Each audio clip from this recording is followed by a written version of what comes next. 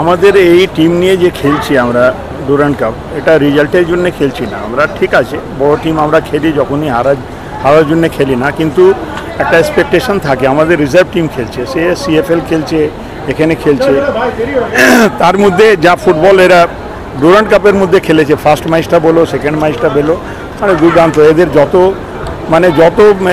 এদেরকে ক্রেডিট দেওয়া যায় কম আছে।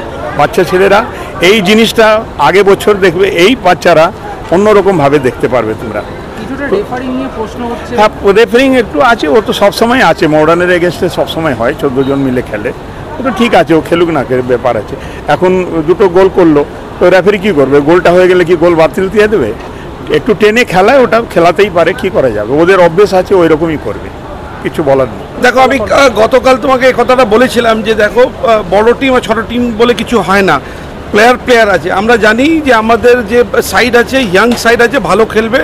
এখানে আইএসএল এর পুরো ব্যাঙ্গালুরু এফসি পুরো টোটাল আইএসএল সেট খেলিয়েছে, এবং যারা খেলেছে টোটাল দেখা গেল যে পুরো আইএসএল এ তাদের আমাদের আজকে যে প্লেয়ারগুলি যে ইয়াং প্লেয়ার ছিল, রিজার্ভ টাইম খেলছে, রিজার্ভ টিম আমাদের, তার সত্ত্বেও খুব ভালো খেলেছে। আমি অ্যাপ্রিসিয়েট করি, ধন্যবাদ জানাই আমাদের সমস্ত টিমকে, কোচকে, এবং তারপরে হাফ টাইমের পরে 10টা প্লেয়ার নিয়ে যেভাবে টিম লাস্ট 10 মিনিটস খেলেছে, আমার মনে হয় 5 মিনিট আরও বেশি থাকতে গেলে আমরা 4-3 জিতে বেরিয়ে আসতাম।